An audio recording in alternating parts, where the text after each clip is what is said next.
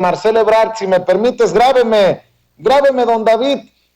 Ya nos llegan declaraciones del canciller Marcelo Ebrard, quien reitera la condena de México al bloqueo económico, comercial y financiero contra Cuba. Son reacciones, son declaraciones de Marcelo Ebrard directamente desde el Consejo de Seguridad de la ONU en conferencia de prensa. Si me permites, lo escuchamos y ya cerramos con eso, con tu comentario, profe. Adelante, muchachos.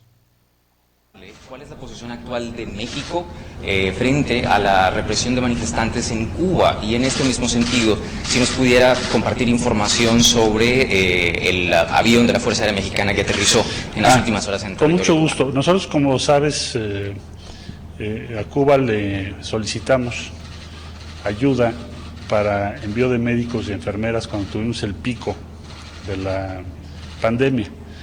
Hoy estamos en una circunstancia distinta, tenemos una situación mejor porque ha avanzado mucho la vacunación en nuestro país.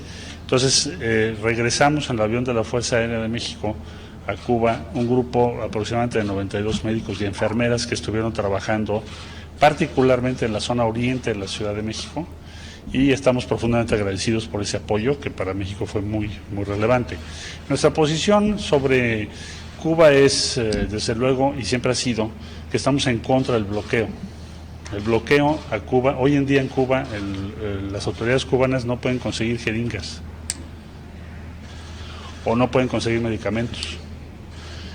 Entonces, la primera cuestión que habría que ver es, desde el punto de vista de México, que el bloqueo a ese y a otros países donde se aplican sanciones extremas están provocando impactos graves en el sufrimiento y en las condiciones humanitarias que debemos todos de respetar y de buscar que en el ámbito internacional no haya esos impactos.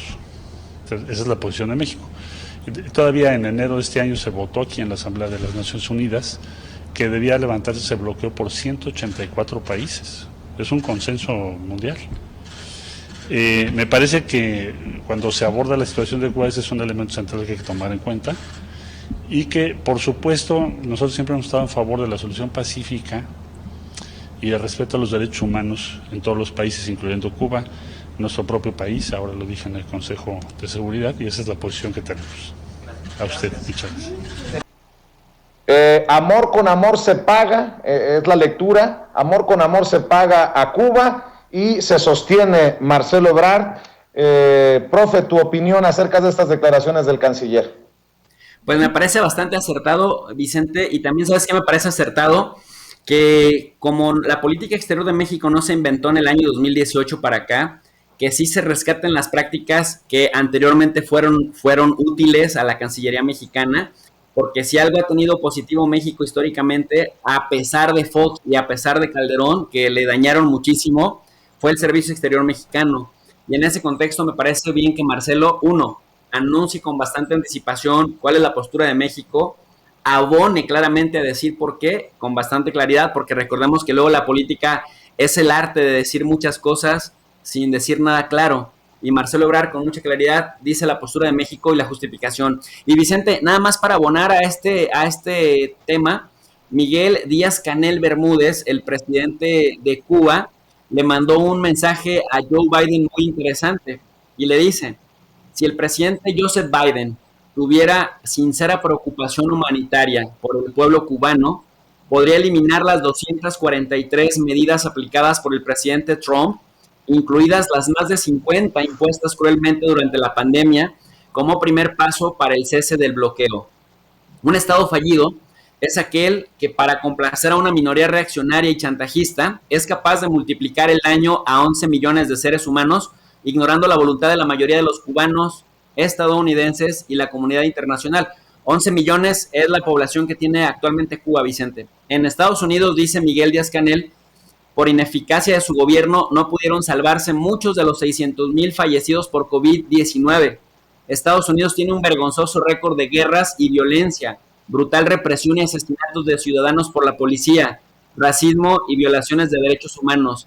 Estados Unidos ha fracasado en el empeño de destruir a Cuba, a pesar de que para conseguirlo ha malgastado miles de millones de dólares y dice elimina el bloqueo y vamos a ver cómo tocamos.